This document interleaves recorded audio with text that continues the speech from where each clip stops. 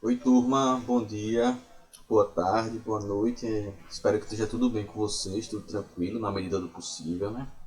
Na última aula a gente encerrou aquela parte do estudo do corpo humano, né? Das estruturas do corpo humano. Obviamente que a gente não estudou todas as estruturas do corpo humano, a gente estudou o sistema nervoso, sistema nervoso e sistema sensorial que vão cair, né, na prova da terceira unidade. Então já fiquem sabendo aí. Então vai cair a parte de visão, audição, tato, paladar, cérebro, cerebelo, certo? E na aula de hoje a gente vai começar um outro assunto e estudar um pouquinho a estrutura do planeta Terra, né? Ou seja, vamos estudar um pouquinho a estrutura de nossa casa, né? Do local onde vivemos, nós e o local onde compartilhamos com outros seres vivos, né? Tem mais outros seres vivos que vivem aqui na Terra junto com a gente, né? Então, nós, né, os seres humanos, né, temos de forma quase que natural, né, uma grande curiosidade, né? Então somos seres bastante curiosos e a gente está sempre em busca de entender, né, o mundo ao nosso redor, como ele funciona, como ele é formado, como ele é estruturado, quais são as partes que compõem o nosso mundo, e sempre em busca de perguntas, e muitas vezes a gente encontra respostas para essas perguntas. Mas o mais interessante é que a gente sempre está em busca de novas perguntas para poder compreender tudo aquilo que nos cerca, certo? É, e muitas dessas perguntas têm respostas, outras ainda não têm. Quem sabe no futuro existirão essas respostas, né? Às vezes, talvez, nem a gente não consigamos, né, chegar a essas respostas, mas o mais interessante é que a gente busca sempre, a gente sempre está em busca é, de entender cada vez mais e aprender cada vez mais e de explicar cada vez mais o mundo que nos cerca, né? E desde para fora do planeta, né, para o espaço sideral, né, é, como para dentro do planeta, ou seja, tipo, qual for as maiores profundidades que nós conseguimos atingir no planeta, né, perfurando o planeta, nas escavações. É, Tem uma, inclusive, na Rússia, né, tem até no livro de vocês, né, que é uma das maiores, né, que foi feita lá na Sibéria, lá em 1950, né, para exploração de diamantes e outros minerais, né, que tem mais ou menos 525 metros de profundidade, né, e praticamente mais de 1 quilômetro de diâmetro, né. É, Então todas essas perguntas, todos esses questionamentos, todas essas pontuações, né? Então quem sistematiza, né? Quem organiza essas perguntas, quem busca essas respostas são os cientistas, né? Que são as pessoas que observam o mundo, né? Com bastante curiosidade, né? Que formulam essas perguntas e buscam responder, sempre busca responder essas respostas. Mas o mais interessante da produção científica, o mais interessante da ciência é justamente a busca por novas perguntas, né? Então são as perguntas que movem o desenvolvimento científico, que movem o desenvolvimento intelectual, que nos encontra as respostas. Então o mais interessante são as boas perguntas do que necessariamente as respostas. Quando encontra as respostas, ótimo. Mas muitas vezes as respostas que nós encontramos, elas geram novas perguntas e vão fazendo o nosso pensamento avançar cada vez mais, né? Então, sobre as perguntas e respostas que nós já temos sobre a superfície do planeta, né? De forma geral, né, de forma mais ampla, a gente costuma associar, né, o espaço sideral, o universo fora da nossa Terra, né, como a ausência de ar, ou seja, o espaço não tem ar, né, então, que é essencial para a nossa respiração, para a sobrevivência nossa e de outros seres vivos, né.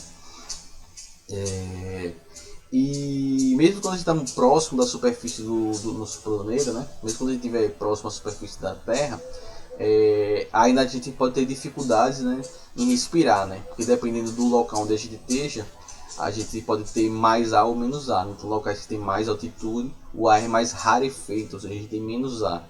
Então, os limites do que seria o nosso planeta seria até onde a gente ainda consegue encontrar ar, né? Passou desse local onde não tem mais ar, seria o espaço sideral, ou seja, esse seria o limite do nosso planeta, né?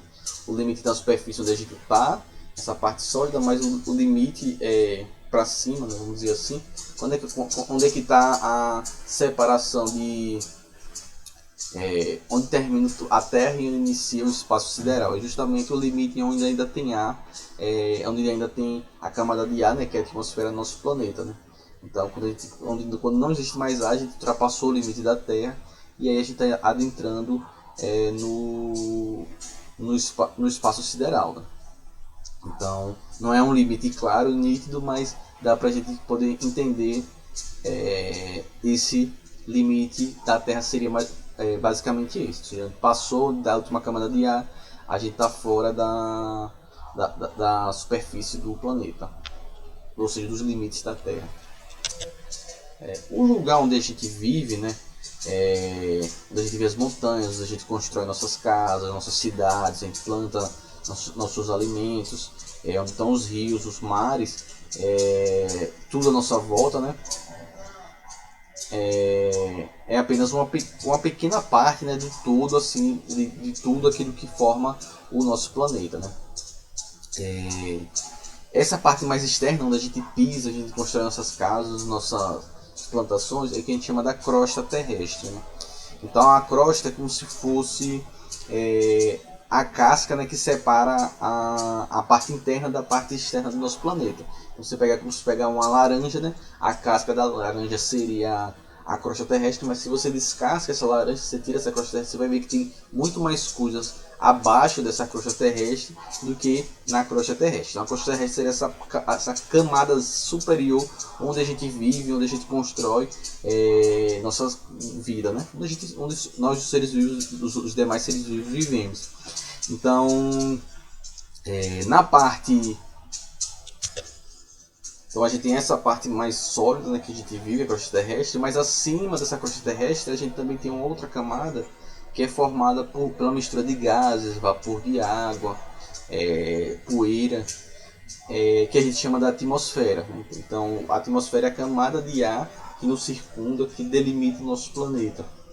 Então, é como se a gente vivesse, né, mergulhado em um oceano de ar, que é isso que tudo nos cerca, é um oceano de ar. Então a gente tem a crosta terrestre, quando a gente pisa, a gente constrói nossa vida. Abaixo dela tem outras camadas de terra que a gente vai falar mais pra frente aqui na aula, mas a gente também vive inserido mergulhado nesse oceano de ar que é a atmosfera. Então a gente tem a camada de ar da Terra, que é a atmosfera, que nos circunda, e a gente também tem a litosfera, que é a crosta terrestre, onde a gente pisa e onde a gente constrói nossa vida. Certo? Então a gente seria parte dos limites da Terra, né? Quando a gente cava um buraco, por exemplo, na Terra, sei lá, por qualquer motivo que seja, a gente consegue cavar até uma certa profundidade, né?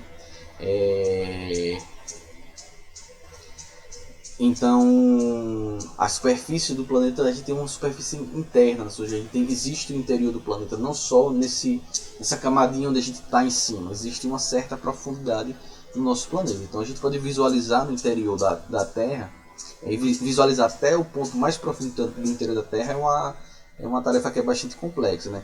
Então os cientistas eles precisam adotar modos indiretos para observar e concluir o que tem abaixo da crosta terrestre. Ou seja, nenhum cientista nunca chegou até o local mais profundo da Terra, mas a partir de estudos e uma medição indireta, eles conseguem estimar qual é a profundidade da Terra e a parte dos conhecimentos científicos eles conseguem, que eles já têm até hoje, eles conseguem supor, né, e criar modelos de como provavelmente é o interior da Terra, né? E aí tem um livro bastante interessante, né, do Júlio Verne, né, que é A Viagem ao Centro da Terra. Se vocês não leram, é interessante de ler, mas existem várias ficções e pensamentos sobre como é o interior da Terra, como deve ser o interior da Terra, e por aí vai. Mas a gente tem a Terra com bastante profundidade, né? Uma das coisas que traz muita curiosidade das pessoas com relação ao interior da Terra e aos fenômenos da Terra são os vulcões, né? Então uma das formas de conhecer o que existe no interior do planeta é através dos vulcões. Então Os vulcões, eles são como se fossem passagens entre o material que existe no interior do planeta da Terra e a superfície. Quando o vulcão entra em erupção, ele lança o que tem no interior da Terra para a superfície do planeta, para a crosta terrestre. Então, quando a gente observa o que eles lançam quando entra em erupção, a gente consegue entender o que é que existe abaixo da gente, né? Então, observando uma erupção vulcânica, a gente pode concluir que abaixo da crosta terrestre são encontrados materiais líquidos, por causa da temperatura elevada que tem no planeta, que a gente chama do magma, né? Então, essa câmara magmática.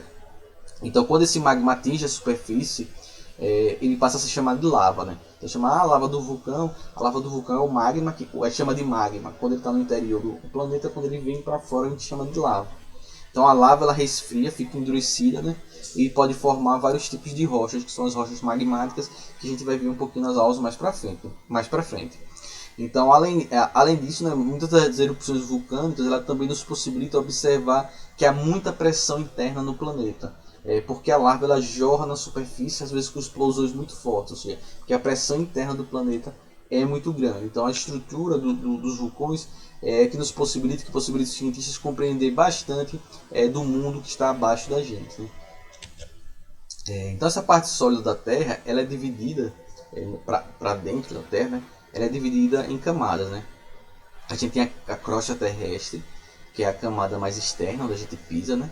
Abaixo a gente tem o manto, que é uma camada intermediária, e o núcleo, que é a camada mais interna. Aí o manto a gente separa em manto superior, que é o mais próximo da crosta terrestre, manto inferior, que é mais próximo do núcleo, e o núcleo também tem duas partes, o núcleo externo, que é próximo ao manto, e o núcleo interno, que vai estar lá no centro do planeta.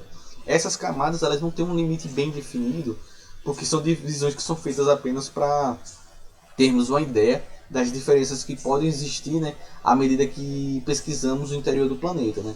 Então, se a gente pudesse cortar um pedaço da Terra, é bem provável que a gente veria algo parecido com o que a gente tem na figura, que é uma representação, obviamente, bastante simplificada, né? Que as pesquisas científicas, né, indicam como deve ser o interior da Terra, né? Então, um aspecto importante de entender é o que situamos abaixo ou acima, né? Então, à medida que discutimos posições que estão cada vez mais próximas do centro da Terra, dizemos que estamos abaixo ou dizemos que estamos acima, né? Então, nossa referência é o centro do nosso planeta. O mais próximo do centro da Terra significa mais abaixo. E quanto mais longe desse centro, a gente diz que está mais acima. Então a gente está mais acima do que o manto, por exemplo. Porque o manto é mais próximo do núcleo do que a crosta terrestre, né? Então, abaixo da superfície da Terra, depois da crosta vai ter o manto dividido em dois e simplificando bastante também o núcleo, que também vai ser dividido em dois. A crosta terrestre ela tem aproximadamente entre 30 a 70 km de espessura, ou seja, de profundidade, né? Nas regiões continentais, ou seja, onde estão os continentes, e nos mares e oceanos ele já tem uma espessura muito menor, que vai variar de 5 a 10 km. Então, nos fundos marinhos, então, a crosta terrestre é mais fina nos fundos marinhos do que nos continentes. Então, a gente costuma chamar de crosta continental, que forma os continentes, e crosta oceânica é o fundo da crosta terrestre que está no fundo dos oceanos e dos mares, né? Então, ela poderá ser menos profunda. A crosta terrestre das camadas da Terra é a parte que a gente conhece melhor, a gente conhece mais detalhadamente as rochas, o solo, como elas se comportam, porque ela não é tão profunda, né? É o manto que vem logo abaixo da crosta terrestre. A gente tem essas duas camadas, né? O manto superior, que ele é sólido, ele é mais sólido, pastoso, por assim dizer. E ele forma com a crosta terrestre uma região de aproximadamente 150 km de profundidade, que a gente chama da litosfera. Então, a litosfera é formada pela crosta terrestre e pelo manto superior. Abaixo do manto superior, a gente tem o manto inferior, que é muito maior que o manto superior, né? Nele a gente encontra rochas derretidas, né? E algumas rochas sólidas. Ele tem mais ou menos 2.900 km de espessura, né?